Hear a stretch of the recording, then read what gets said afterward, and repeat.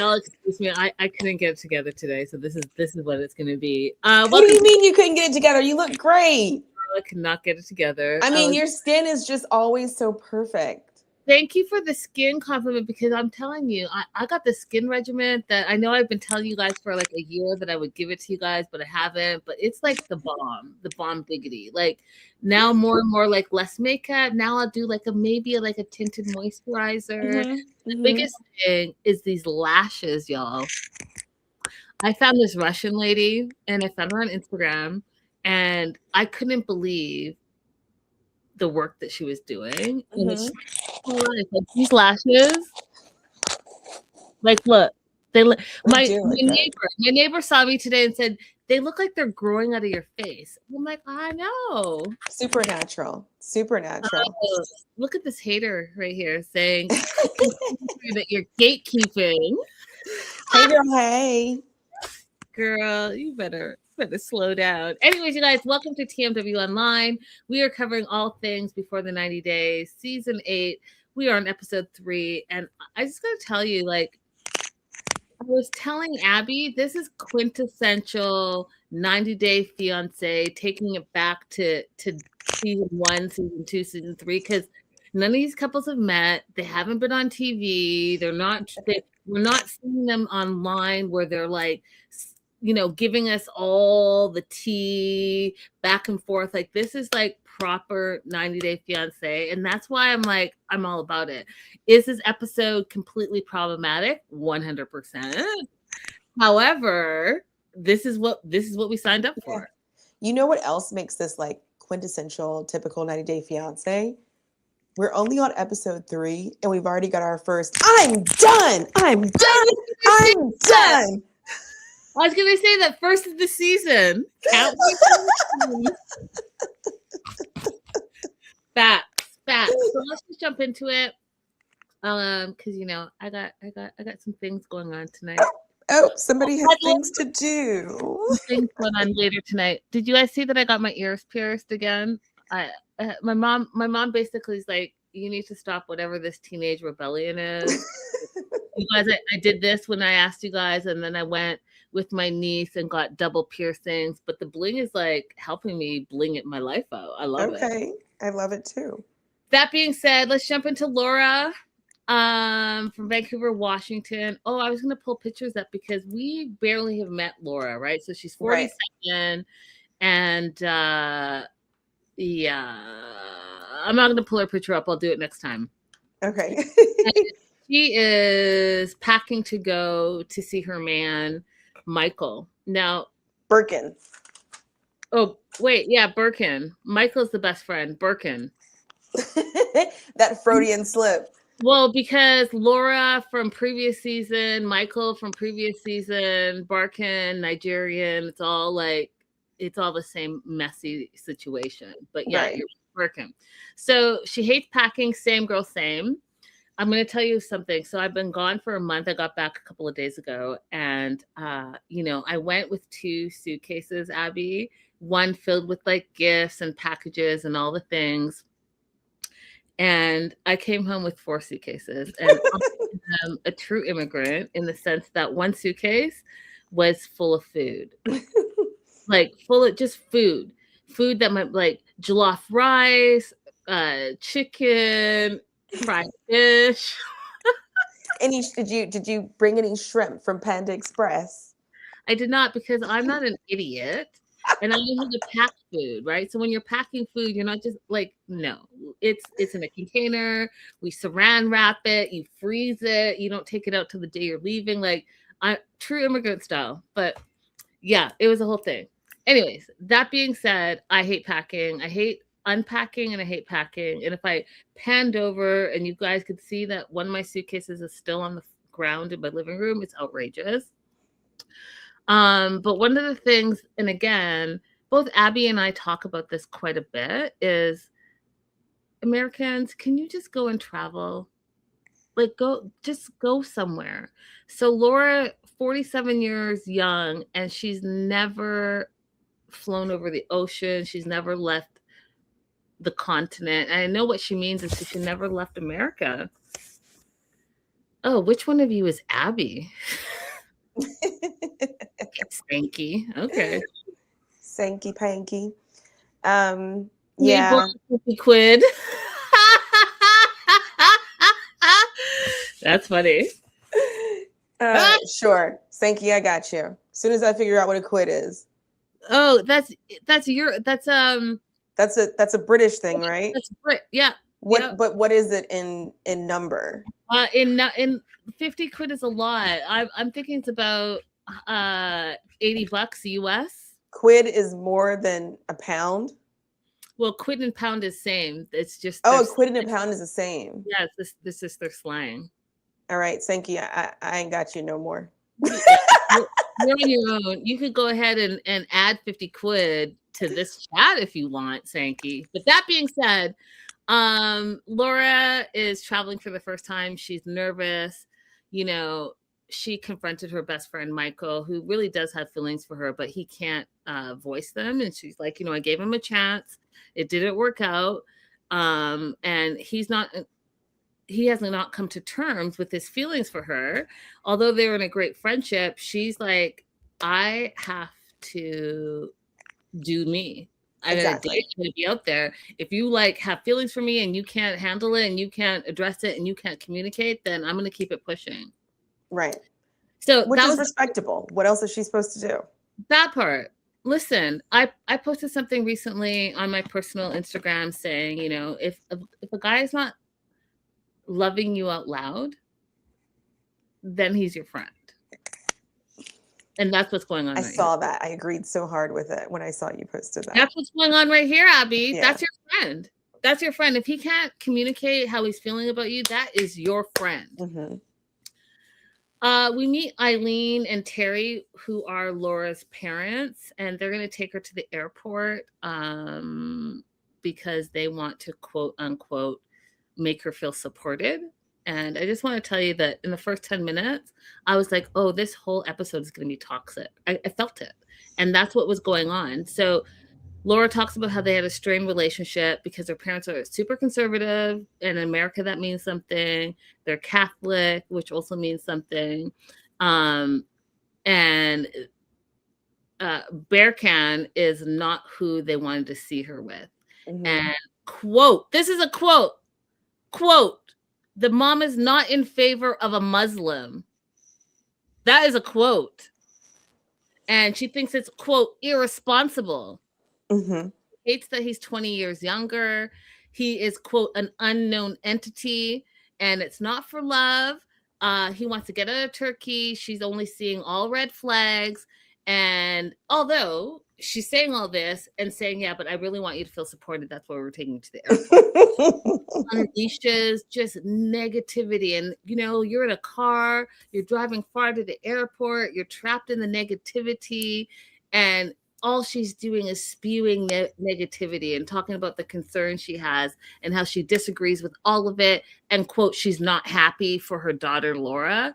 So my question, Abby, is what part is the supportive part? Because I got to tell you guys, words are powerful. Mm-hmm. And if you're a parent, the way you speak to your child, whether they're 10 or 40, 47, I was going to say 40, 10. If they're 10 or 47, right, you are the first person that your child, grown or not grown, thinks of. Mm-hmm. So the things you say to them really affect them. And so when children and adult children talk about trauma and toxicity and who they allow in their life, like, I never understood how some people are not close with their parents, but like, I can see why it's strained in this situation. Right. Because if your parents are always talking down to you and not supporting you, even though they're saying that you're supporting you, right, it's something that you hold true to your heart. And I hated it for her.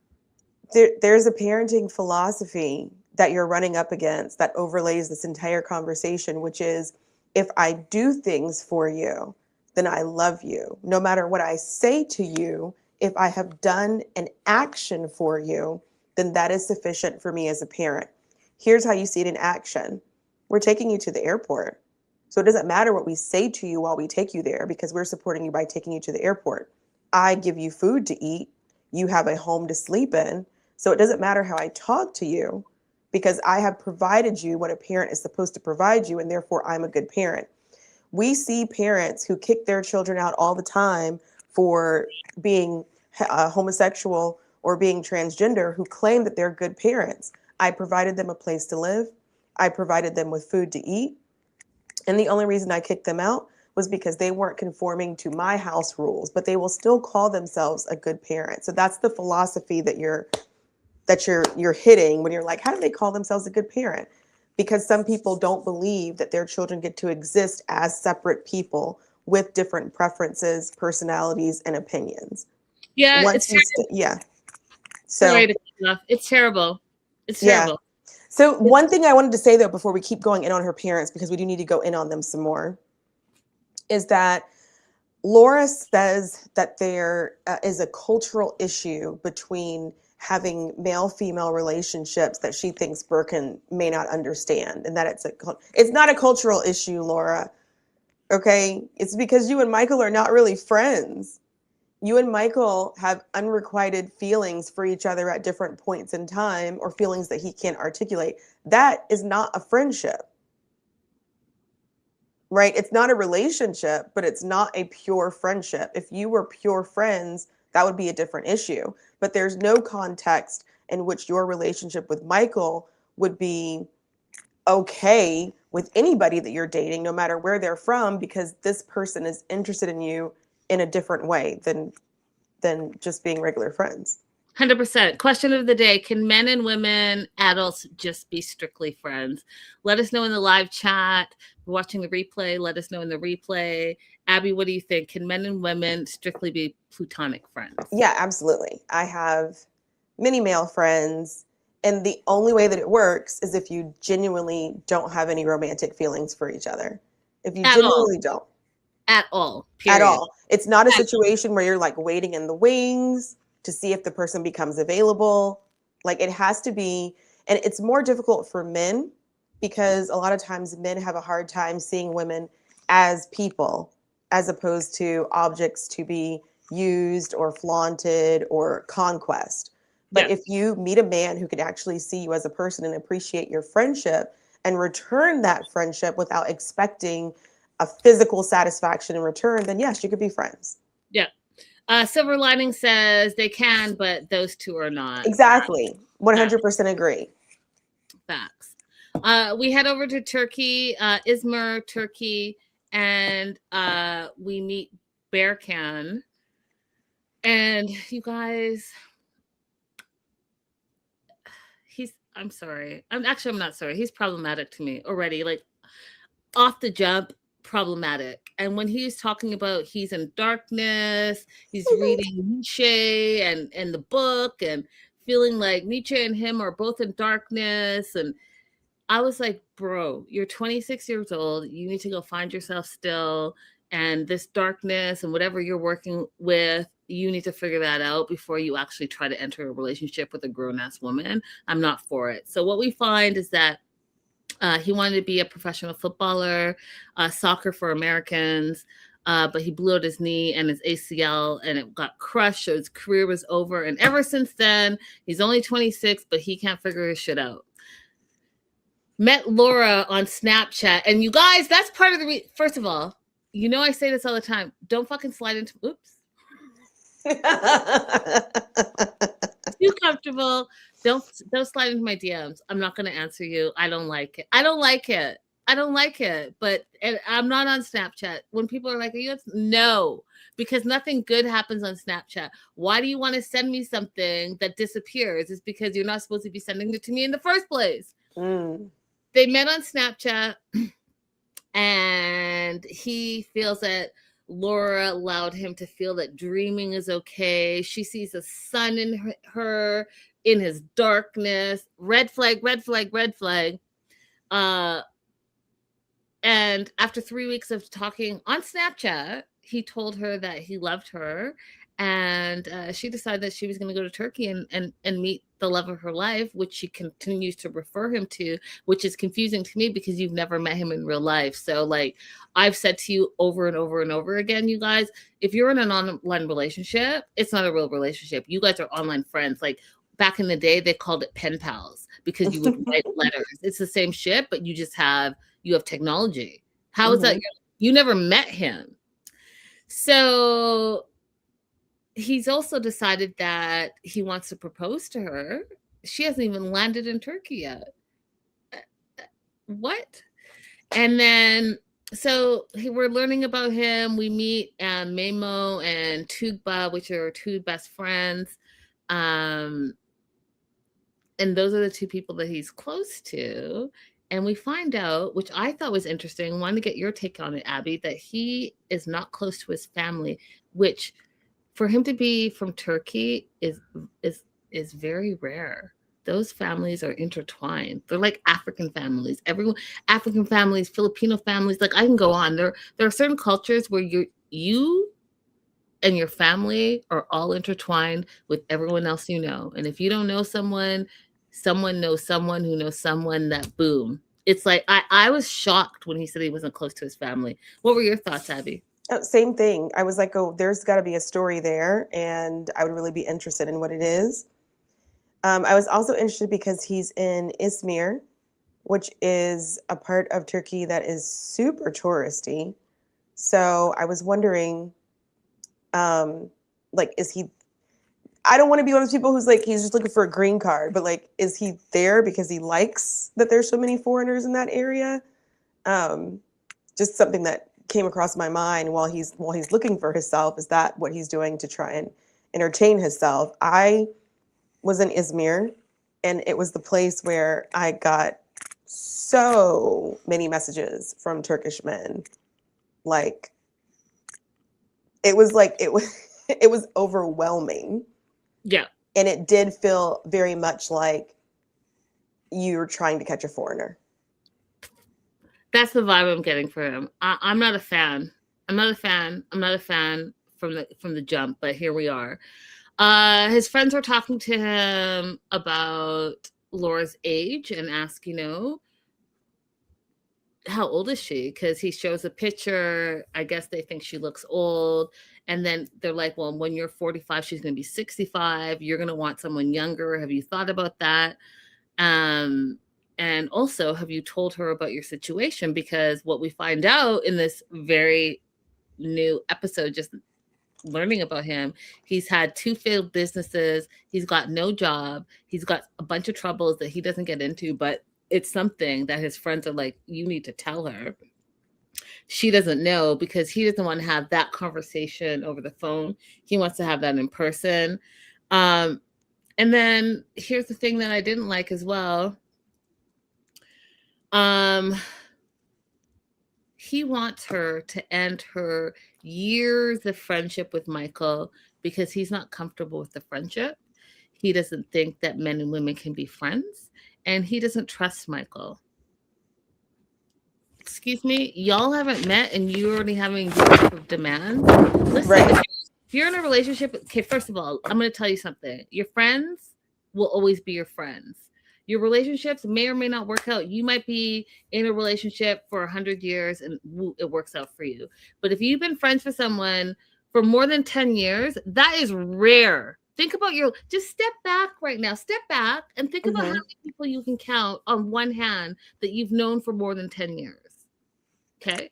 Are you going to stop being friends with your friend of 10 years over some random that you met on the internet that you haven't even met in real life who's demanding that you end your friendship? Because if you do, you're not a true friend. Yeah. Under normal circumstances, I would say, yeah, don't end your long-term friendship for a new random guy, like especially just because I don't enjoy being male-centered, period. But because we've already seen the inside of this particular relationship, it is one. No, Abby, no. End your relationship because Michael can't communicate and he's wasting your time. And if you truly have feelings for him as well, outside of just being a friendship, then yeah, end that and move on. lose the dead weight, but don't end it because some random told you to end it. Yeah, No. not because random told you to end it, but because you're trying to move on with dating and having the rest of your life, and this person is not giving, like, just don't use your friends as a filler until you find a boyfriend. That Which part. is basically what she's using him for, and is what he's using her for too, because he's not ready to vocalize what he really wants. So they're too old for this. Facts. Hi, avoiding eye contact. Love the screen name. Thank you for always being in our replay. We appreciate Yes. that. While I have that in my thoughts, don't forget to like and subscribe and tell a friend. We are trying to grow in 2026, y'all. Yes. Okay. Moving on to Lisa, 52. First of all, so I tell you guys to like travel and all that stuff, and I travel a lot. Abby travels a lot, but I will tell you honestly that I had never heard of King of Prussia. There's a really big mall there. That's the only reason why I know it. Yeah, so in Pennsylvania, never heard of it. Had to look it up because I was like, what kind of where are we? Anyways, we're meeting Lisa, and you guys, I just finished talking about toxicity and Laura and Michael and Bearcan, and I'm gonna tell you, meeting Lisa, first 5 minutes, I'm like, this is all toxic behavior. Lisa needs a therapist, and Lisa needs to work out whatever her issues are, because it's spilling all over the place towards her friends and her daughter, and I don't appreciate it. What were your overall thoughts before we break it down? I did not perceive of her as a good parent. I do think that being a mom doesn't mean that you have to give up all of your dreams, but I do think it means that you have to put stability of your child to the forefront. And the very little that we've learned, just the outline of her life, has put Faith in a very difficult situation, even at present financially. So I'm not perceiving of her right now as a good mother, even though she probably would say that she was one, because they have what she considers to be an open communication and they talk about everything. But you don't make your child's life harder as a parent. Yeah, no, I'm not for her. Avoiding eye contact, Lisa's a wreck. I 100% agree with that. I think that as a parent, you got to remember that you're a parent first before you're their friend. Okay? So you're their parent, meaning you're the leader, you're the role model, you're the who they look for advice and how to act in life. And when you're acting up and acting a mess and acting a wreck, that's what they're seeing. And if you think your child, grown or small, is not seeing your actions or not affected by those actions, and you are poorly mistaken. Poorly mistaken.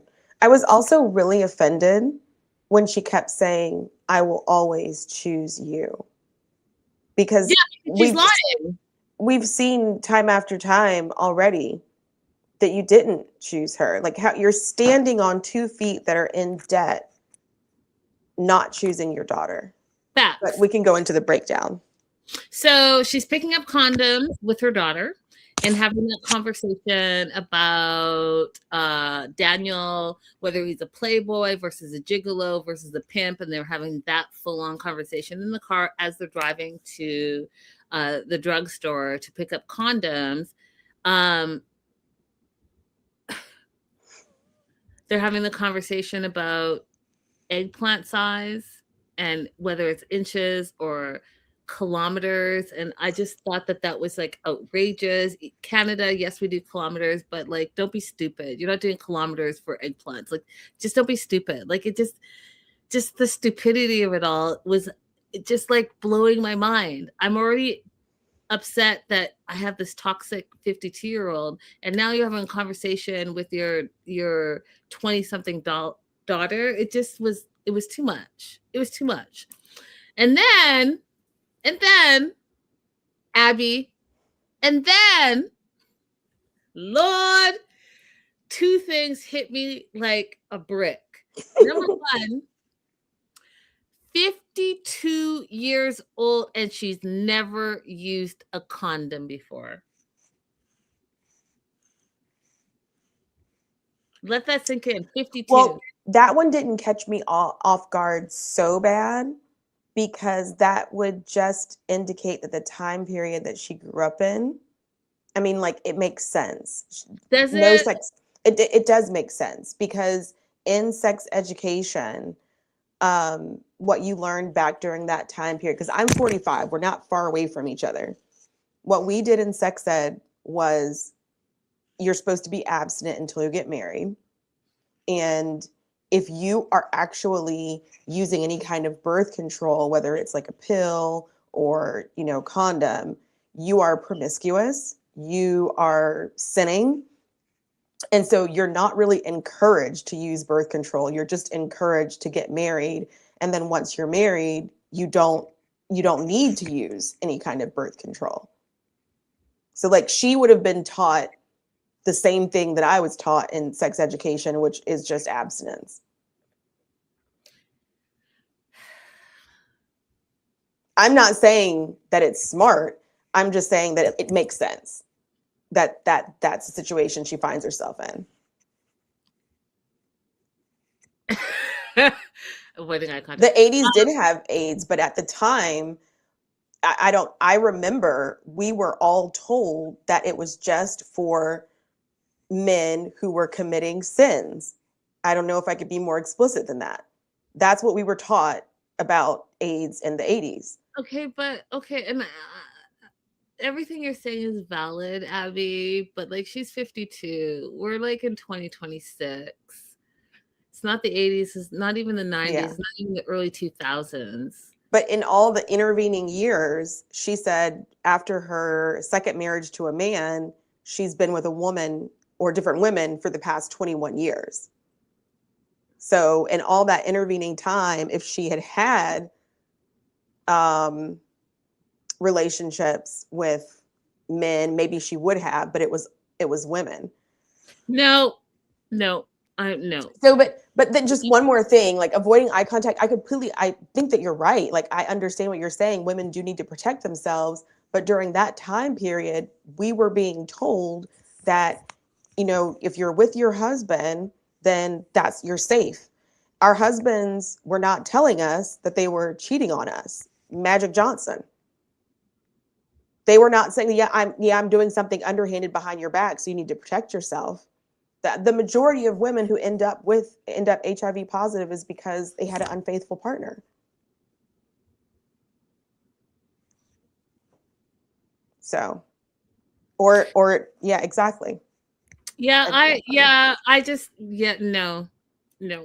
gonna have to circle back to this because you got just no.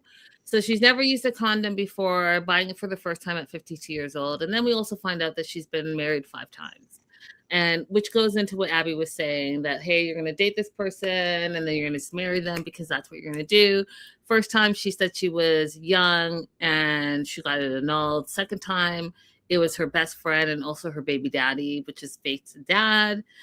Didn't work out. Third time, that was her favorite guy. She doesn't go into more detail with that, although she says she realized after her third marriage that she was a lesbian. She ended up being with women for the last 20 years and got married a 4th time to a wife and the 5th time to a wife. Doesn't elaborate why it didn't work out, but 5 times married. And then Danielle, it should be just Danielle. Daniel slid into her DMs. He's 39. He's from Nigeria, and it is just a mess. It's a mess, and it's a mess. It's a mess. But here we are. And my note says he messaged her on social media, and in quotations, I can't. Oh, you know what? I wrote that down in my notes too, but I was annoyed because I said he messaged on social media, but then they show us text messages. Yeah. Like, show us what the social media was. Yeah. I can't, because Lisa, baby girl Lisa, flashbacks, trauma, Laura, flashbacks, trauma, Michelangelo, flashbacks, trauma. Like I can go on and on and on. This right here is already giving. It's giving all that. It's giving all that. But he messaged her on social media. She says she fell in love with him. And then this was a funny part to me because, you know, I'm all about extensions and hair and all that. She didn't know it was a wig. It's a good wig, good for her. But she takes it off because it was like hurting her, itching her, or whatever. And something that I thought was terrible. And I wondered out of her 5 exes, which ex it was. But one of her exes made her cut her hair off. And she misses her long hair. And that's a whole conversation. Yeah, I was like, that is a good indicator of her inability to maintain her own personality. Yeah, well, you're not about, if you met me and I like lashes, I like extensions, I do this, and this, that's who I am. What you're not about to do is say, cut your hair off, take off your lashes, blah, blah. No. If you don't like it, then I'm not the person for you. And what I'm not about to do is change who I am as an individual, as a grown-ass woman, because you want me to do something fucking crazy. Oops. Linda has lost it today. Have you ever asked someone to change anything about their physical appearance that you were dating? Not at all. I might have bought them a nice shirt that I think would look good on them, but I haven't asked them to change their physical appearance. Mm-hmm. No. Because that's who I met. If I'm attracted to you and that's who I met, then that's who I want you to be. Okay, I feel better now that you said that because I did. I started dating this guy and he started losing weight. And I was like, I really don't want you to lose any more weight. Because, like, you know, I'm a little bit of a chubby chaser. And he was losing way too much weight. I want to jiggle things. Yeah, you know what? I'm gonna leave that for the live chat and the replay because I will go off on a TED talk and we'll be here for 3 hours. So y'all just go ahead and talk to Abby. Faith, who is Lisa's daughter, says her mom falls in love really quickly. And we start to see and hear about the trauma that Faith has gone through. And she says, all I can say is growing up, she went to 15 different schools and that they moved a lot.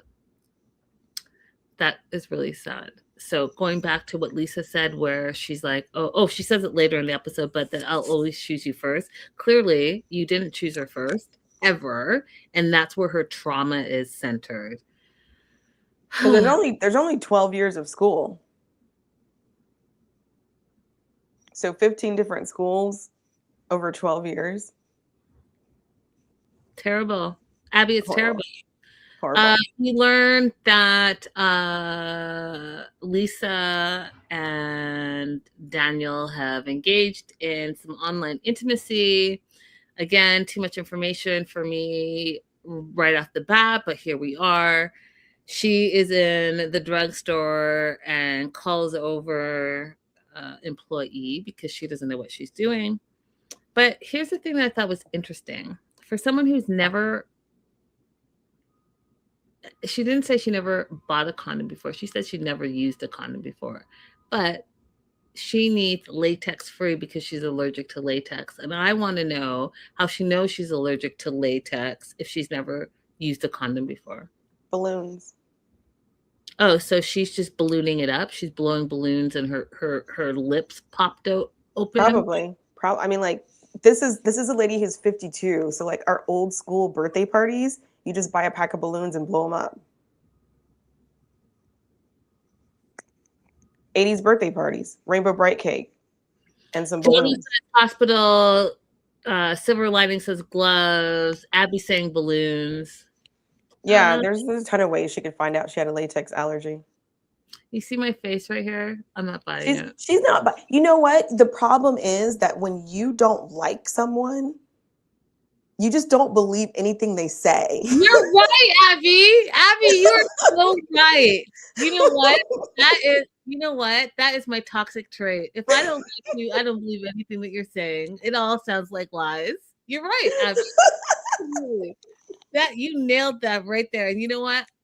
I would say I try to work out in 2026, but no, I'm not going to. Because you know what? My gut is like always right. I'm 10 toes deep, whatever, silver linings 10 tones down. 10 silver lining keeps correcting the sayings. And I try to say, I've known you now for many years, and you know how I am with sayings. You should just know automatically what I mean. It's fossilized at this point. You know how like when you learn another language and you learn a little thing wrong in that language, Good. if it's not immediately corrected, it becomes fossilized. It is the reason why I like don't try to make me use poor when it's supposed to be para. It's fossilized for me. That's it. It Listen. happens. And plus, Americans have too many slang words. Like, I cannot keep up with all of them. So I'm just trying to like get the general gist and keep it pushing. Okay. Yeah, I let her go say 10 toes deep. That's Whatever it. she was It saying. sounds better, anyways. It's proper English, and I'm into proper English. Hey, Joslo. Anyways, oh, I'm just dropping stuff all over the place. Okay, so, yeah, the latex-free business. Don't believe it. Don't believe the hype, but we'll see. Then we find out that Daniel doesn't know that she's been a lesbian for the past 20 years. She told him a lie, said she had a fling with a woman, and it didn't go over well with him. Talking about like God and God says this stuff, and that's another red flag for both of you. Maybe you guys should not be in a relationship, and you should not be pursuing this relationship because him and his culture, 39 years, he's deep in his culture. He's not going to change his mind. So you should know that. But then you don't know anything about Nigeria except for what you've learned on Snapchat. Fair. Yeah. Lisa, my summary of her is that she's a person who lacks introspection and lacks any kind of definitive personality. She wants us to believe that she does. She's like, I am not ashamed of who I am. Okay, ma'am. Then why aren't you living in it? Why aren't you sitting with it and telling anybody that you encounter what your truth is without fear of whether they're going to love you or not or continue their relationship or not? That is an indication to me of someone who does not have any strong convictions, personality, or morality.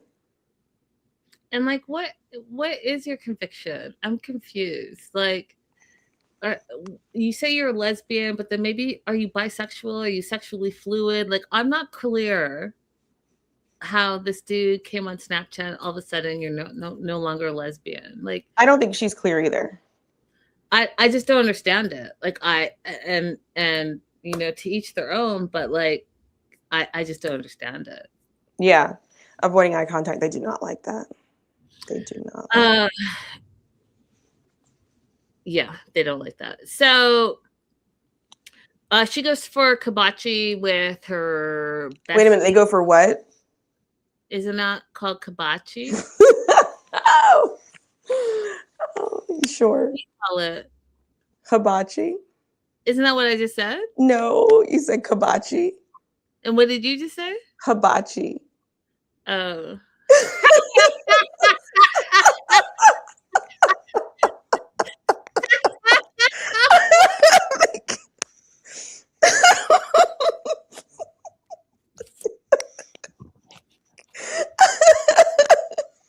Y'all. That was the least expected thing that I expected to hear differently. Listen, and I've been doing that for life. So and do you have this in Canada? I know we have it. Do we? No, but I've been to it before. I'll say that. I was going to ask, like, is it called kibachi in Canada? Maybe, I don't know. It's not. I'm sure it's not. Okay. I've called it that my whole life, so that's what it is to me. I even wrote it down. Oh goodness.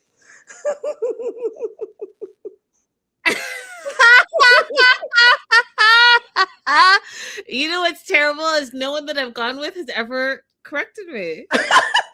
Y'all are so rude. Have me out there running amok. All right. Chantel said, "I gotta let me just type real quick." She's been listening. She's like, "I gotta type this real quick." I'm Canadian and it's hibachi. Facts. Linda unable to locate any hibachi restaurant.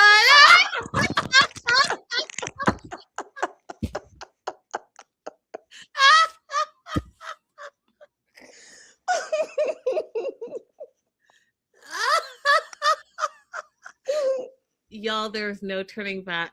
There's no turning back from that. I F Friday, yay. Listen, what do you say? You have to take that one on the chin? I gotta take that one on the chin. You guys are absolutely right. And I'm a mess, but listen, I own it. I own it. So listen, I'm actually a little bit shocked, and I will, after this stream, I will go and sit down with myself and work it out. But dear friends that know me in real life who've never corrected me, y'all are, you can take that third finger all the way.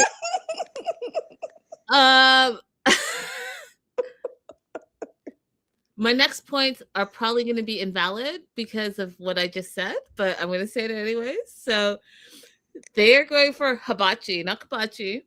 And the cook is talking about Nigeria and going to Nigeria and not knowing Nigerian food. And so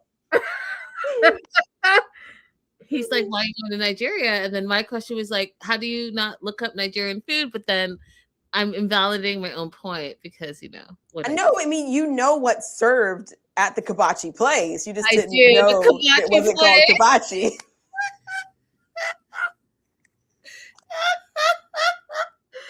Oh, gosh, so funny. So they're out for dinner. And there was so it's Gina, her best friend, and Faith. And Faith has a lot of concerns about Daniel. She thinks that he's love bombing her mom, worried about romance scams, and, you know, explains that, hey, you are in the prime demographic for romance scam. You're single, you're older, you're a little bit desperate, and you're coming from a place of hurt. And I just thought that that was wisdom coming from Faith, right? Because she's also coming from a very toxic relationship with her mom. So for her to be able to articulate what her concerns were just was amazing to me. Then we find out that Lisa, who's 52, and don't forget Daniel, who's 39, in Nigeria, they've never met in real life and they met on Snapchat, has already bought him clothes. She sent him money for fuel, for electricity. She sends him money every 2 weeks. Though she doesn't have it like that, you guys. She lives paycheck to paycheck. And she's, in the 2 months that they've been talking, she's already sent him $2,000, and it's gone up from there. And he's asked her for money multiple times. And the question that Faith asked, that would be a question that I would ask, and that all of y'all should ask, if you are sending money to someone you've never met, you only know them online, Snapchat specifically, what did they do before they met you?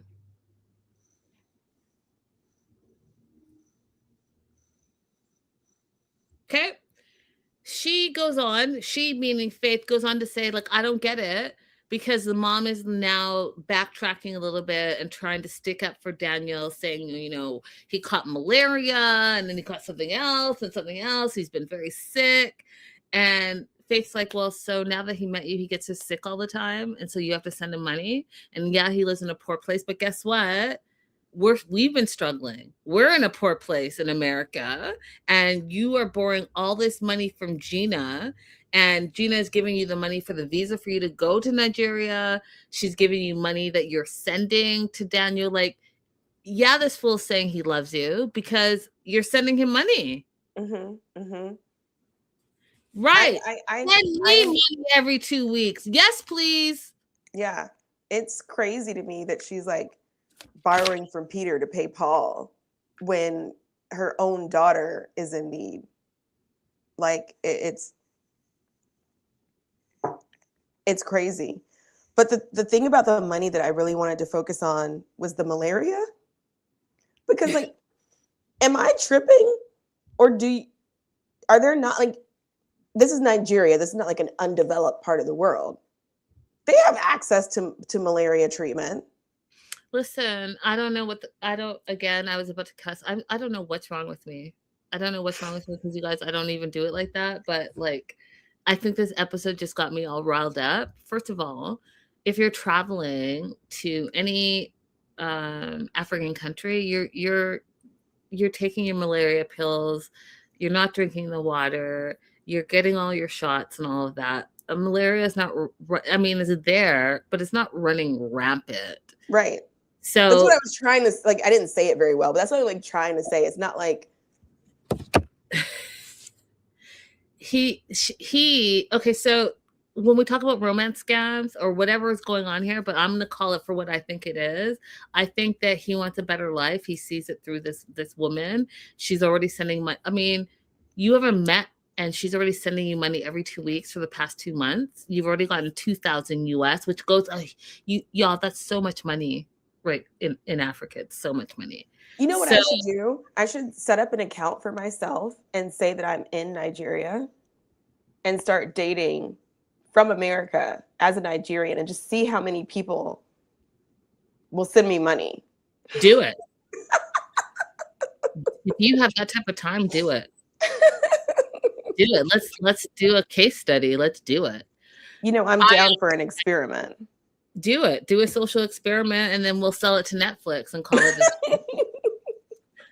That being said, Lisa goes on to say that her relationship with Daniel, and relationship, I use that loosely and in quotations because you guys already know how I feel about that, but it's the best relationship she's ever had. And my note literally says toxic.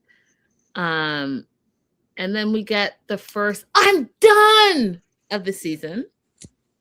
You know, that is, again, quintessential 90 Day Fiance, taking me back to the old school days. And Faith starts freaking out. She storms out. She's crying.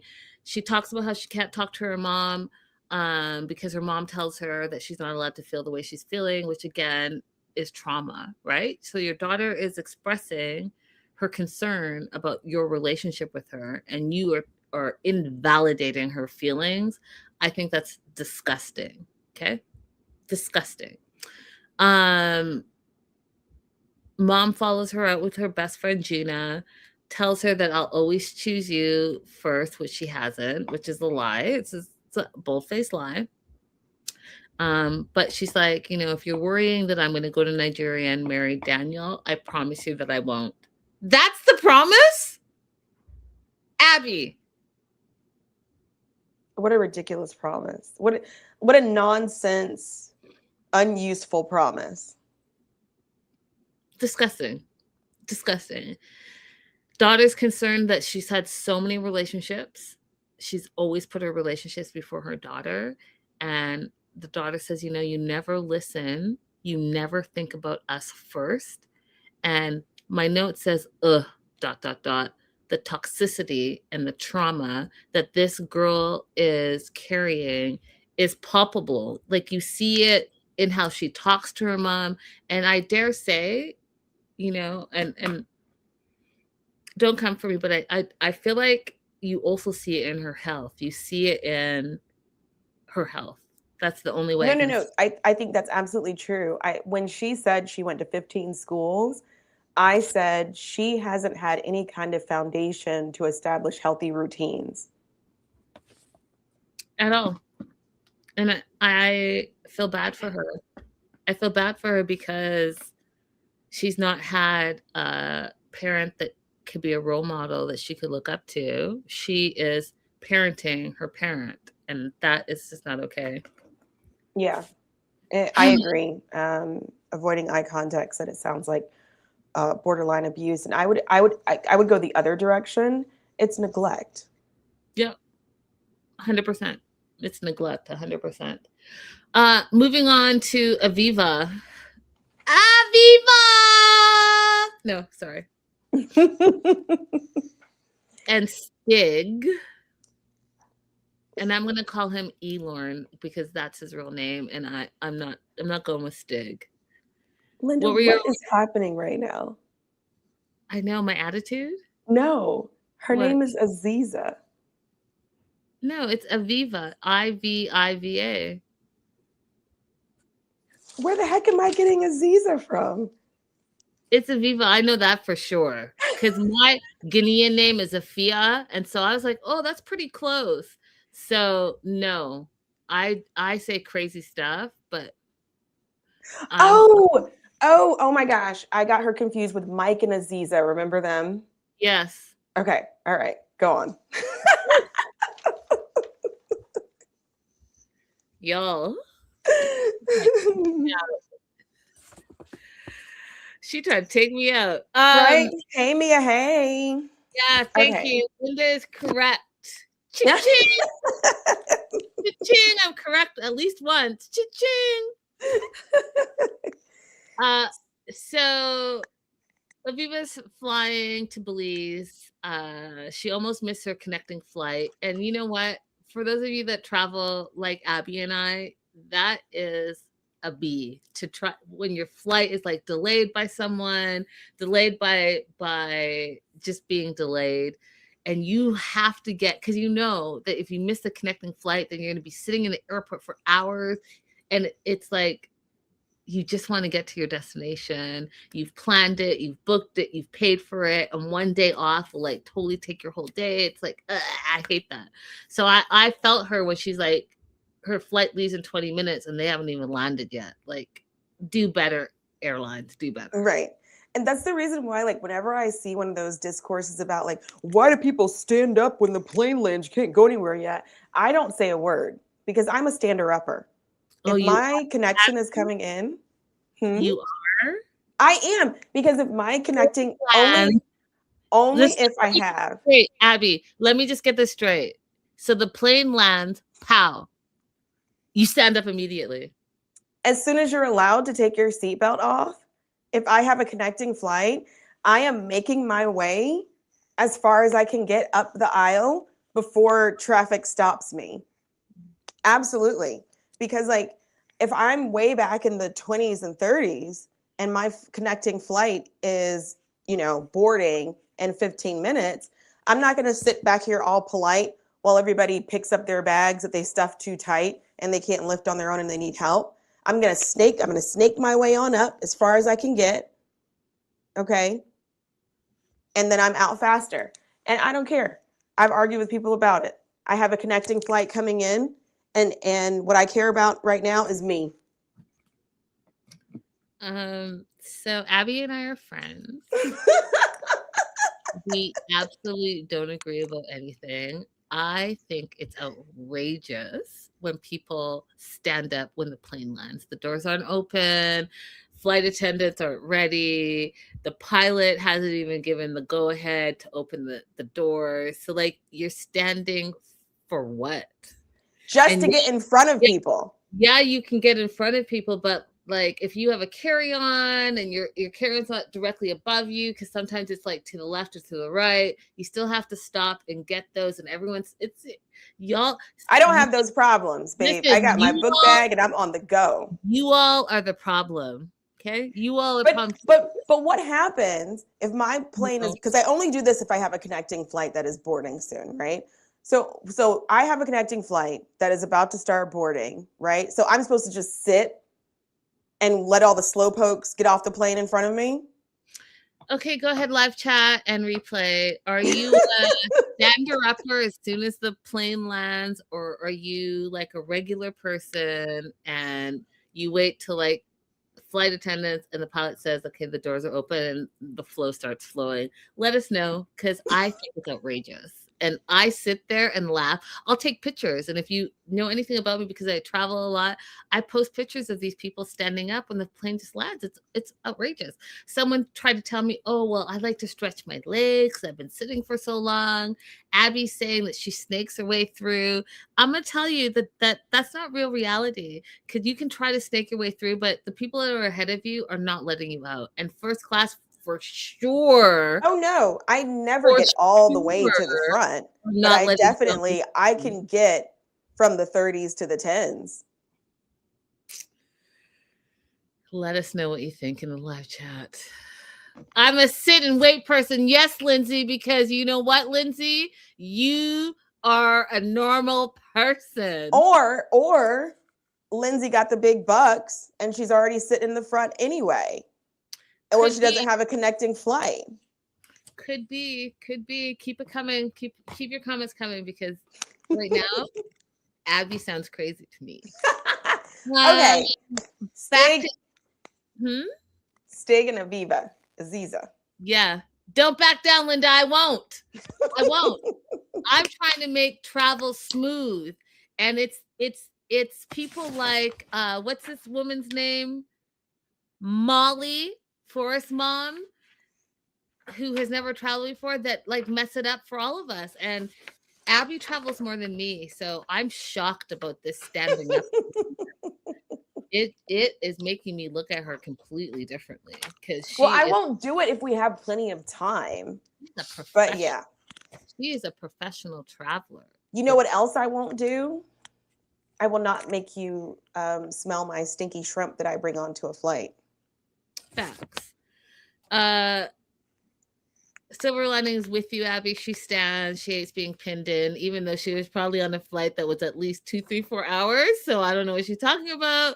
She needs to stand and stretch. I've heard that before. Avoiding eye contact says nope.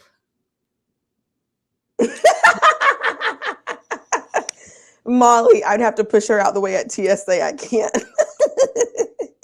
Abby, y'all are crazy. Crazy. All right, back to Aviva. Rushing to her next gate. Plane leaves 20 minutes for her connecting flight. She's going to go and meet Erlon, a.k.a. Stig the artist, a.k.a. Soldier Boy, a.k.a. musician, womanizer, all about music. He's in Belize instead of Nigeria. Just insert same business. Now, the reason why I do not like this relationship also, right? So I think I'm 0 for 3 now. Yeah, I'm not into Laura and Bearcan. Nope. Definitely not Lisa and Daniel. Nope. So Aviva and Erlon, again, I'm not for it. So yeah, I'm 0 for 3. I think that he's using this as a stepping stone, because I would never have known who he was unless he was on this show. And for the simple fact that the second thing he says, besides that he's a famous Belizean artist, is that he introduces his team. So he introduces his producer, Perf, his manager, Richie, 6G, which is his boy. And I was like, nope.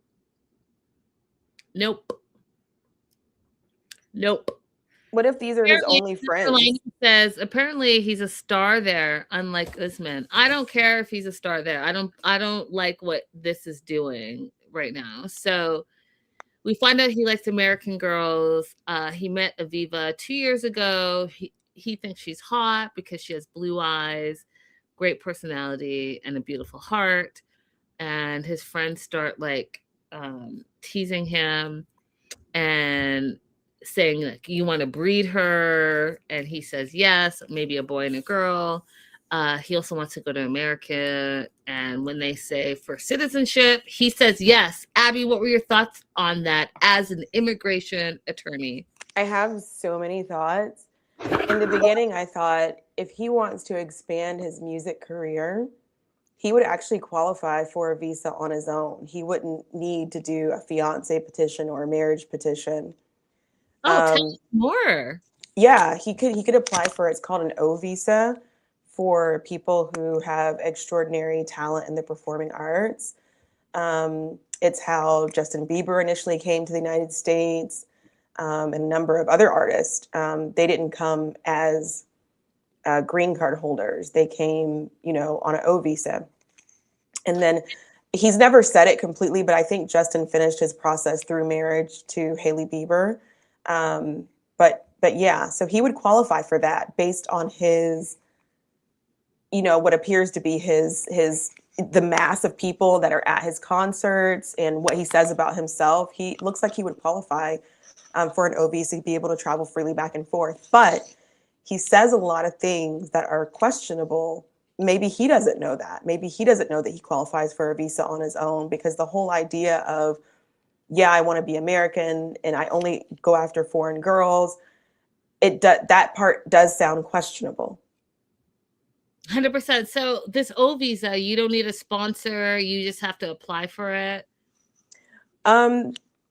You don't need like an American company to sponsor you. You do have to show that you're financially stable, like, any other visa, but you don't necessarily need like a company backing you. All you have to do is show that you have business in the United States. So you're going to perform in a festival.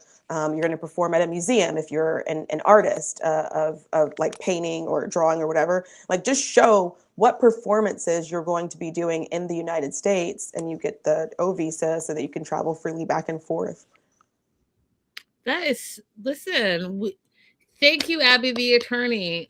Silver Linings is pointing out some of her Belize experience. One, he isn't waiting for her. Two, American girls are a status symbol. Breed is a common term that there and isn't offensive. Men and women say it. I didn't take offense to it, although, we've talked about it in previous shows where I just feel like women are more than that. They're more than just breeders, like. This is also common, like, I know where Belize is geographically, but it feels like they adopt a lot of Caribbean culture. Mm-hmm. And it's common there as well to say that. And I don't think that just because men and women say a term makes it any less offensive. Yeah. So I don't like the idea of saying breed women, especially when he says, like, I might want a baby. His conversation doesn't indicate that Aviva is a person whom he wants to have a relationship with, just a person he wants to take from. Mm. And that's what that kind of language does. That's what, Let us know what you guys think. Silverline says having a wife and a sweetheart is normal. Their fidelity is rare. That's unfortunate. And yeah, I'll have a lot to say about that. Is it 100% Caribbean culture? I'm not sure. I think it's just male culture. I think in America, same thing. Like, if we did the statistics, how many men are actually truly just one women men? I don't know. I don't know what the stats are. If you guys know, let me know. But I think that there are a lot of people that are, at the club and they're married. So. Mm-hmm. That being said, he, meaning Erlon, wants to take Aviva to San Pedro for his upcoming show. His boys say, like, are you sure? Because that's Temptation Island. And, are you sure she's not going to be jealous? And, the women love you there. And his boys literally say, no disrespect, but I've never seen you settle down. And he agrees. He's like, I've been a player for most of my life. But I'm really trying to settle down now. And I am looking for someone that, he doesn't say I'm looking for Aviva. He says, I'm looking for someone to listen to me, to be there for me. And hopefully I can be faithful. I'm sorry, Abby, but where is the incentive there? Because I don't see it. I don't see it. He's not offered any incentive. He's not offered any kind of return on investment. And it doesn't look like she has asked for one. It looks very one-sided from the outside in. I do want to say one thing before we go any further, because it wasn't earlier when we were first introduced to him. But another maybe cultural thing, I'm not sure, so you can tell me what you think. Stig and also trigger warning for sexual assault. He describes him being assaulted as a funny memory. What part was that? He talks about a time when the girl. Yeah, Yeah, okay. Right. So he talks about this time when he was on stage and there was a girl who was trying to get into his pants. And he tells the story as a funny event. And it's not, it's an assault. And so like I don't know if that is a cultural thing that he's not recognizing it as assault, or if it's a patriarchal thing, because it happens here as well. I don't think it's a cultural thing. I think it's a man thing. I think that oftentimes men don't recognize when they're being assaulted because that's not something that we ever talk about in society. So I think it's good to point out, yeah. Especially for heterosexual men. I just think that that's something that we don't talk about. And I watch enough Law and Order to see how that plays out. And most men don't report when they've been assaulted because they don't recognize that they have been assaulted. So I think it's that. Erlon is setting up the hotel room that he got because he's not bringing her back to his apartment, which, yeah, I get you want to have a romantic night, blah, blah, blah. So he's gotten flowers. He wants to give her a Belizean welcome. But again, that didn't sit well with me because show her the lifestyle that she is going to get accustomed to.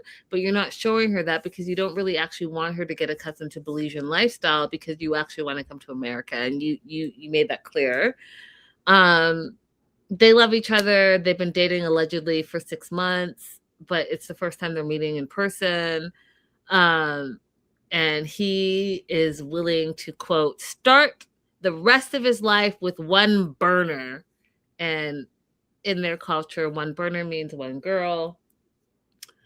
Although he's never just been with one girl. So, like, you're 30 and all of a sudden now you're going to be faithful and monogamous as a, international superstar, like Isman likes to say. I don't buy it. I just don't buy it. Her biggest fear after she lands and sees him and they have their kiss and all that stuff is that she is going to be hurt. Her heart is going to be broken by him. And I think that's just valid. They meet in real life, they hug, they kiss. He gives her a single rose to represent that she is the only girl in his life, which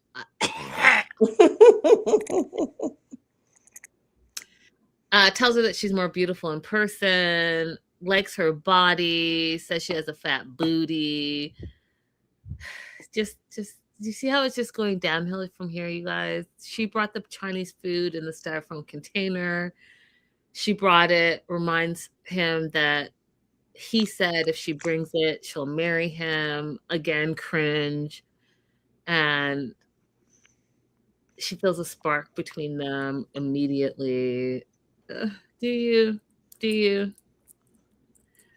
She throws the Chinese food away, as she should, because it was never refrigerated. It was in a styrofoam container for how many hours? Like, thank you for having a little bit of common sense.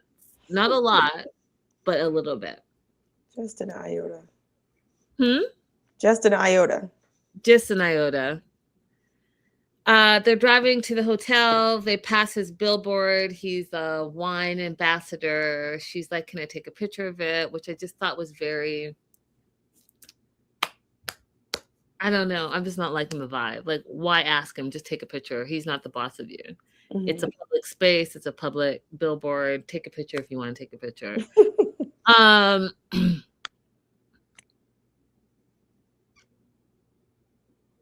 They get to the hotel and they start having the conversations about like being in a relationship. She wants to know if he's been seeing other people. He doesn't answer her, which, is an answer in and of itself. He feels like she might leave him, or he'll leave her. Not quite sure. She's like, well, what would constitute you leaving me? He says, Erlon says, I would leave you if you can't understand what I do for work. You don't know who I am and you don't know my lifestyle.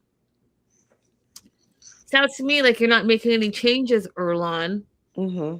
Sounds to me that you want to have your one groupie at home, but still not change your behavior or your lifestyle. He wants a servant. He said he wants somebody to come home to that will be there for him. So basically somebody cook and clean for him, somebody take care of his children.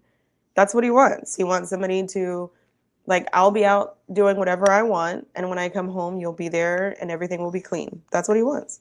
Yeah. No, and also wants to come to America. He literally said he wants a citizenship. So Right. let's wrap that up all in a ball. Side note, totally a me thing, but one of the things that is, they got to the hotel. Y'all have been outside. She's been on an airplane for at least 10 hours. And you all just jump in the bed with your outside clothes. And not I knew you were going to say that. on the bed, you pull the covers back and you go under the bed. You friggin' go to the bathroom. They got a nice bathrobe for you that you could take a shower. Fresh and so clean. But no, you change into your lingerie. Like, no, I just, why are you guys like this? Why?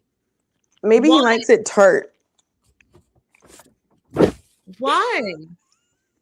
I don't understand it, you guys. I don't understand it. It truly, it bothers me to my core. And it bothers me because, like, as much as I travel, I'm just trying to figure out, like, why are y'all so nasty at the hotels? Why? Abby, why? I don't have the answers for you because I don't even sit on my bed at home. Like, you don't put your outside clothes on where you sleep, you guys. It doesn't make sense. You don't wear your shoes in the house. Listen, if you know me, you already know.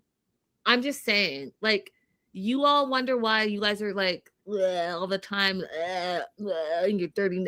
yeah, No, you're tracking not. everything inside. Well, did it make you feel any kind of way that she was insistent on this lingerie? Like, from the airport, she was talking about, I brought the lingerie. And Yeah, I think that I mean, this is a whole other conversation, but he was talking about, we'll see where it goes. I do believe that she could have waited. I think that you still don't know this guy, and I think that she is, as a woman, do what you want. If you're feeling that vibe and that's what you want to do, I respect it. But is he respecting you? I'm gonna go with no. That's it. Sheena and Forrest. First of all, who knew Forrest and Dev, his stepdad, Forrest and Dev, who knew that they would be the voice of reason in this situation? Like, who knew? Poor Forrest. It's like he's traveling with two toddlers. Outrageous. So what I loved about their scene, I love the dog and the doggy yoga. I love that this guy was just literally printing the Philippines and selling these signs that he just printed out on a board. Love it. Make your money, friend. And the jackfruit. Have you ever had jackfruit, Abby? Yes, in Mexico. Okay, so I've never had it. It's on my list. Did you love it? I did like it. It's very interesting texture. Okay. I'd like to have it prepared different ways. I only had it fresh, but I know that a lot of people use it like as faux chicken and all kinds of other stuff. So yeah, it's on my list to try. Oh, actually, you know what? Now that I think of it, I have had jackfruit, but it looked different because it was red. Mm. And it's because it was cooked. Okay. Never mind. I've tried. They've rented an apartment outside of Sheena's apartment so that they could all stay together. Sheena's super nervous to meet Forrest and, especially Molly. They've been in a quote unquote relationship for 7 years. And my question to you guys in the live chat and the replay, and especially to you, Abby, could you be in a relationship for 7 years without meeting your significant other? Not me. Hey, Becca. Hey, Lindsay. No, I could not be in a virtual relationship for 7 years. Rebecca says, I cannot wait for the most recent recap of the I cannot wait for the recap of the most recent episode. Linda's gonna lose it. Listen, I'm losing it right now, so I can't even imagine what's happening most recently. That being said, there's absolutely not. Absolutely. First of all, online dating is trash. Second of all, if you have an first of all, online dating is trash. If I'm online dating, which I'm absolutely not, but if I was, if you didn't ask me out in the first like week, then no, I'm done. We're keeping it pushing. 7 years, 7 years, Yeah. 7 years of cameras and bullshit like dancing and friggin' 80s aerobic. No, Yeah. I don't have that type of Not time. me, but it does seem that it was okay for them because both of them seem to have a little bit of autism. No, yes, but absolutely not. Absolutely not. 7 years, you guys. 7. I just want somebody to ask him, why did it take 7 years to get money to travel out there? That's it. I need to know too, because apparently you had a good job for us. So like, what? No, nope. Forrest is exiting the plane. The mom has lost her passport. She's a mess. Literally, I say I can't. She can't find it. They don't know where it is. He's like, well, you're gonna need your passport to get through immigration. She's lost it. And she's lost it, you guys. And again, this is with travel. This is with like Abby standing up and trying to book. When you get off the plane, you got to keep it moving, right? It's like a line. We're all trying to get to like our check bags or to our connecting flights or to our peoples, whatever. But when you stop in the middle, amateur hour. This was she stopped in the middle and said she lost her passport. And now she's lost her passport on the plane. Explain to me how that happened. You took your passport out on the plane for what? You won't believe this, but I've lost my passport on the plane before. Please explain, Abby, because that's very amateur. Because I'm going to tell you, yes, boarding pass and passport to get onto the flight, right? They're gonna check those two things, right? But it's 2026. You're probably using your phone, QR code, boom, you're in. Passport in hand, they scan it, boom, you're in. You put your passport in your little passport folder, or you put it in your wallet, or your purse, or your back pocket, your front pocket. Explain to me, Abby. This is what we think happened because we're not 100% sure. I was traveling with a group of girls. I sit down in my seat. Another girl hands me her stuff to hold it while she's getting situated. She gets situated. I hand her stuff back. We think at that time that I gave her my passport along with her things when I gave them back because we found my passport in her purse. But this was only after we had been looking for it, searching the seats for it, asked the flight attendant if they could make an announcement for people to look for it. The U.S. Marshal has identified itself because I have a missing passport on an international flight. And then the marshal was like, we need all of you to go through your bags before we get off the plane. So she goes into her purse and she's like, oh my God, I have your passport.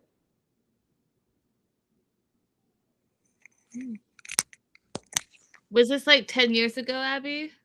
This was more than 10 years ago. Yeah, okay, because that sounds amateur, and you are not an amateur traveler, so we'll give you a pass on that one for sure.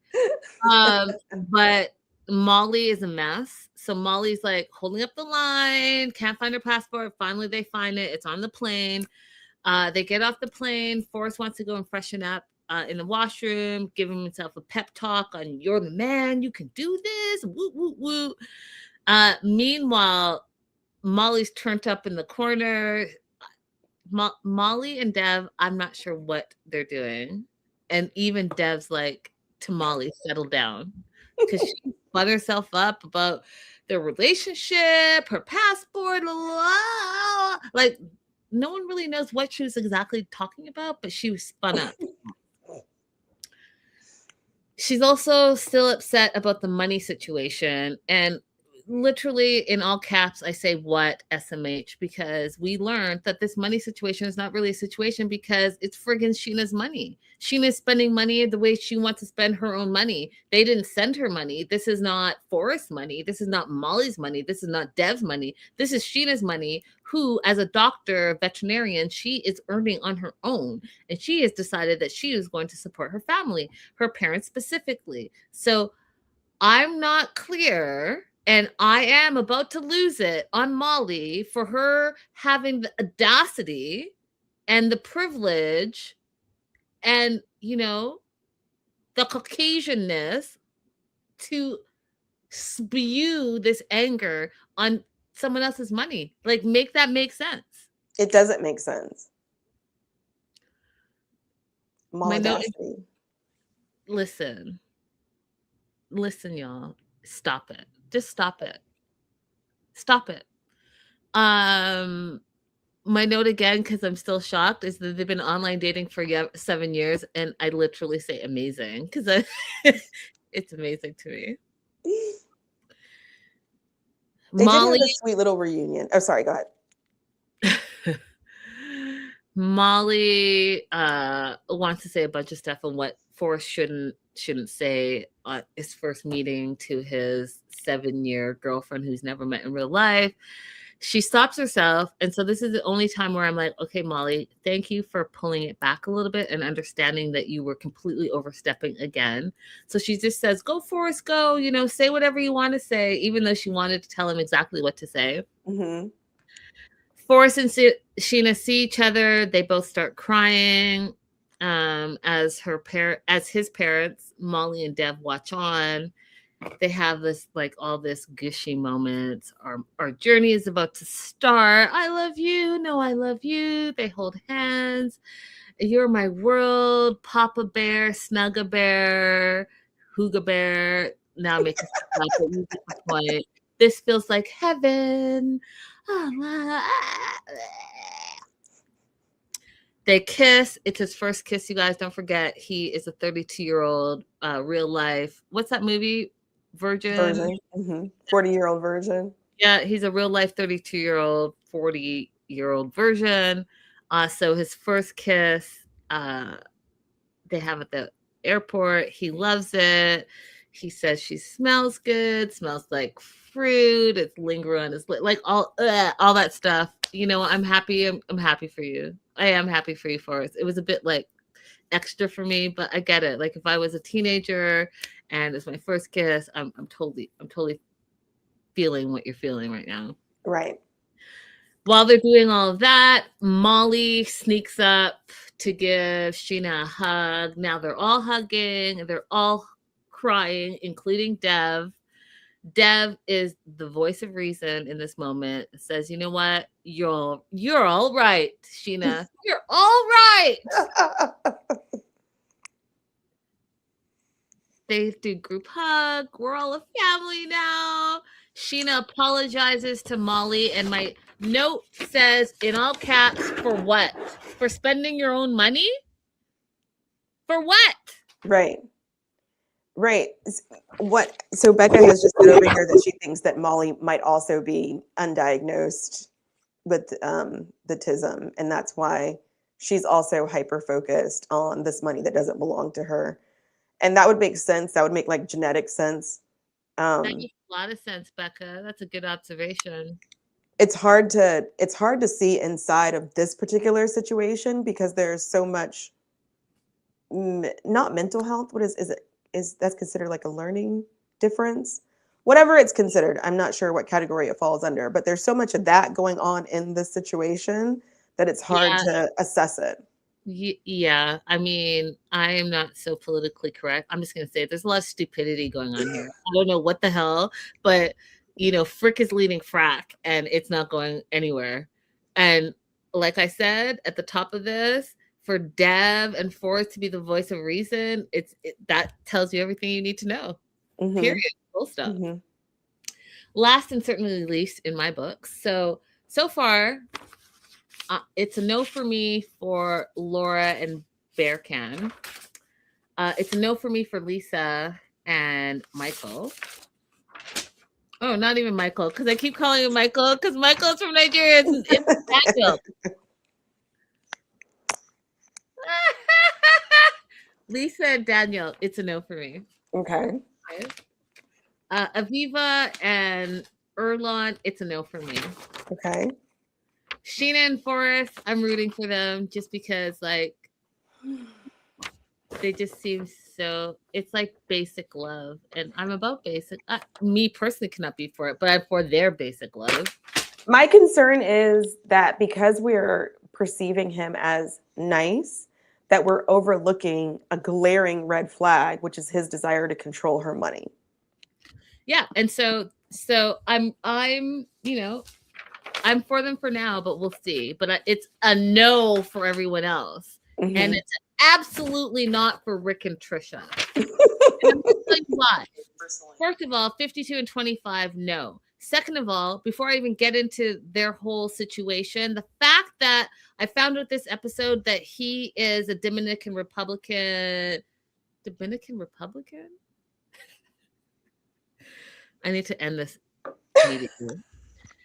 The fact that I found out this episode that he's a passport bro and that he's been to the Dominican Republic and has a ex-girlfriend there told me everything I need to know about him. Predator vibes, 52 and 25. Okay. Going to third world countries for these young girls tells me everything I need to know about you, Rick. Rick and Trisha sleep together. She says they're compatible, and I've already had that conversation where I'm not liking how they're really over-sexualizing her. But no, I'm also seeing that with Aviva, who's 26. So the 20-somethings are being sexualized here. 20-something women are being sexualized here, and I'm just not a fan of it. And that's all I'm going to say.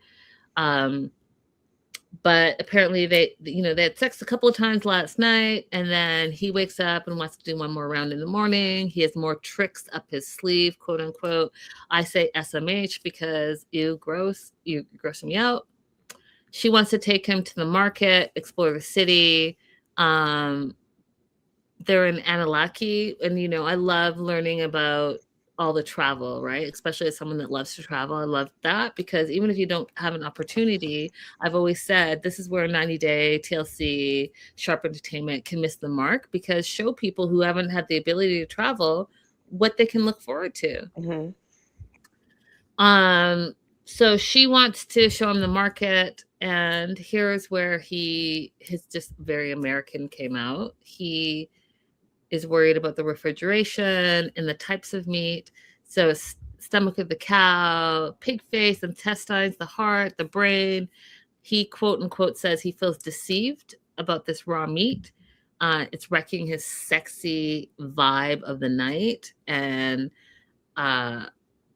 just make sure that when you cook for me, that you don't put it in a stew. The ignorance of everything I just said there is blowing my mind. Trisha takes it with a grain of salt. She's like, in our culture, we eat everything. Nothing is wasted, right? Don't forget, it's a third world country. Everything doesn't come so quickly and easily in that process. You can't go down to the Trader Joe's or to the Ralph's or the Save on Foods or wherever you shop and think that you're going to get everything prepackaged and refrigerated. Like, that just shows me your ignorance. Then she said also, it's just food. Relax. I appreciated the way she handled that because it just gave American. Sorry, not sorry. So this one, I was questioning what's Rick's cultural background, because number one, we eat cow stomach here. It's called hog mog, very common. And number two, I was wondering, like, when he travels to other countries, has he never been to an open market before? If he's been to the Dominican Republic, he's been to Colombia, you've never been to an open market? This is not any different than that. No, he hasn't, because he's too busy preying on the young girls at the clubs. That's why. That's like the best thing about going to another country to me is going where other people shop for their food. It's one of the most enlightening kind of experiences you can have is to know how other people eat. And go to a market, you guys. Listen, these open air markets are amazing. If you like a farmer's market wherever you are in America, the markets abroad are 1,000 times better. 1,000.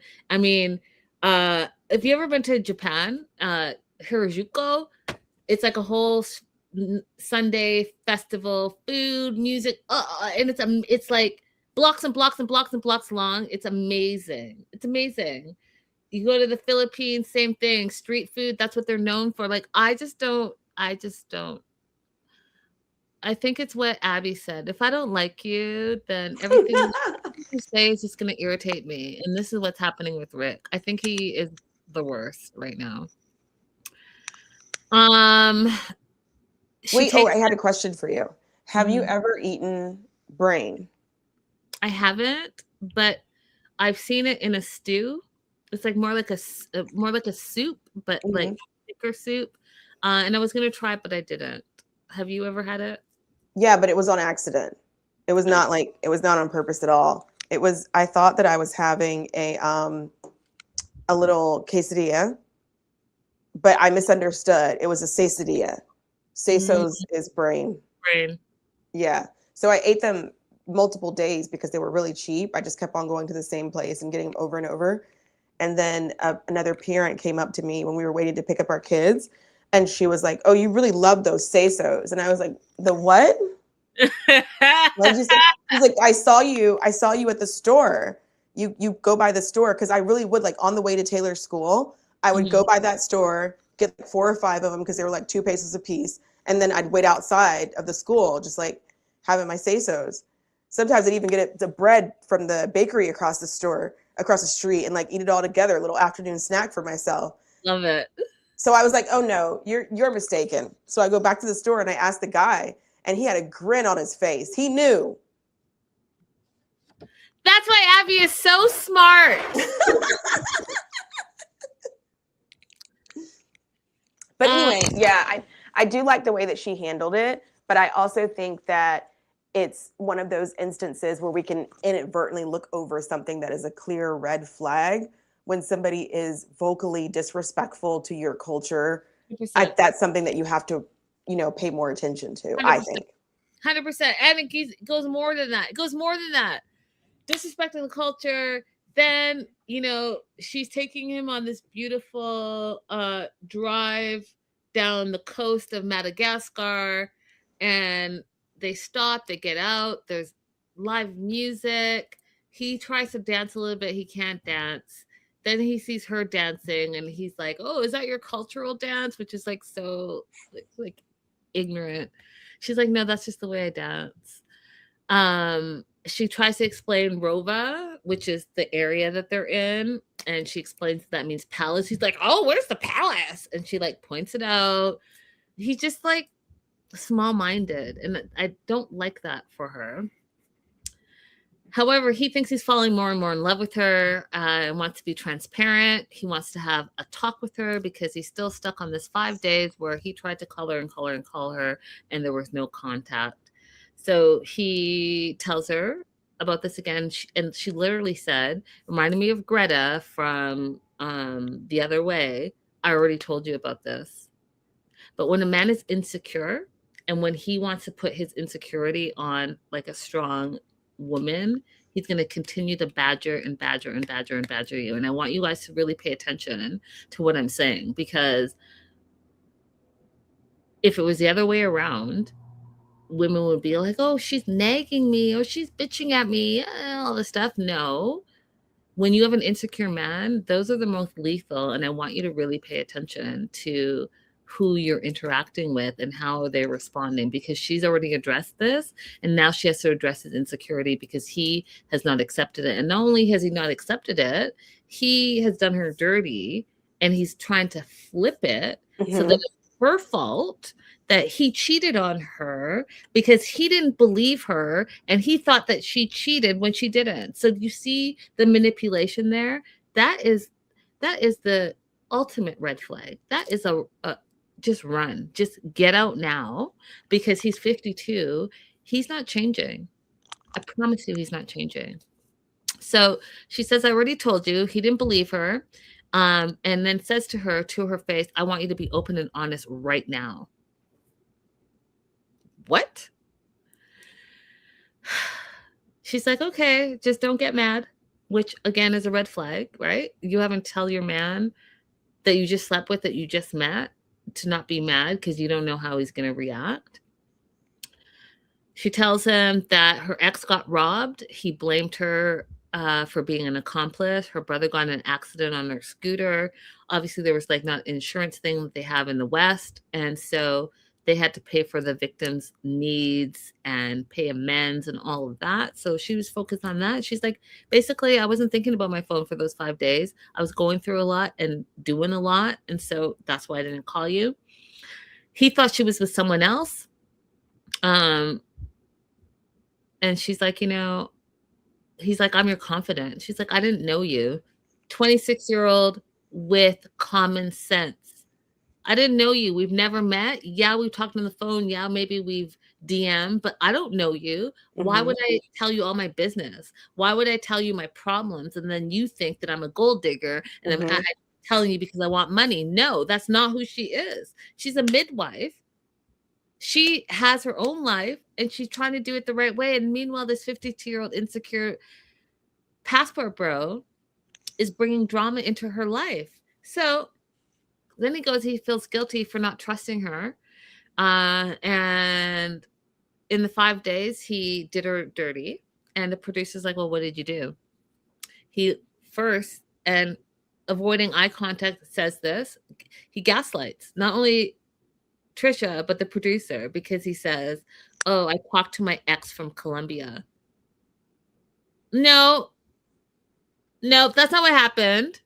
You didn't just talk to your ex. You didn't ring her up and be like, hey, girl, hey. No. You reached out to her. You said, come down here. You booked a ticket. You went down there for a week. You hooked up with her multiple times for the whole week. Okay. Who's the insecure one? Who's the cheater? Who's the liar? And then you literally, going back to, you demanded that Trisha be open and honest right now, and you didn't say a word about your cheating, yet you took your pants off the first night and jumped in the bed with her so she couldn't make an informed decision. You little cheating, BS, insecure, disgusting old man. Sick of you already. Also, you guys, I want to make sure we're on the same page. He's trying to disguise this as, during the time she wasn't speaking to me, I went and did this. That's not what happened. He did this after they had started talking again, after the 5 days. So the 5 days is done. They're speaking again, and he's in Colombia pretending to talk to her as if he's at home and things are normal and fine, while he's in this girlfriend-boyfriend relationship with his ex in Colombia. That's how insidious this was. Okay, so I think that's in the next episode, because I didn't see that. No. He says it like right at the end very quickly because he's trying to pull wool over our eyes. He says, even though she started talking to me again, I booked the ticket to Colombia. But before that, every time he describes it, he tries to say that it's in the 5 days that it happened, but it wasn't. It was after. A silver lining is agreeing with you. So he booked the ticket during the 5 days, but went down after they were talking again. Disgusting. Even more disgusting. Yuck, yuck. That's it. That's episode 3. I'm disgusted. I'm again, Forrest and Sheena is all I got going on right now. The rest of them are just red flag after red flag after red flag. But that's why I watched the show, you guys. It's quintessential 90 days. Let's take it back 10 years ago. Yes. Also, Trisha, if you're out there, you guys, I did make one video that Trisha commented on. So if you want to come and chat with me and Linda one day and tell us more about your country and your culture and your food. We love that kind of stuff. I love that. And also we could talk about midwifery, and we can get Crystal, who's our, resident midwife, on the show and have a whole conversation about Black women and their health and babies and all that stuff. I would love to do that show.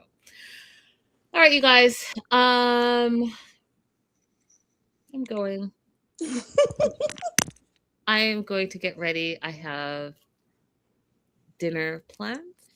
Oh, I'll fancy. leave that. Yes, fancy. We're going to remember that and ask how it goes. You can ask. It might be better if you text me, because you know how I am with privacy. Like and subscribe, you guys. We'll see you on Monday. Have an amazing weekend. Put yourself first. Love on yourself. And remember that you are that bee. Bye, guys. Bye.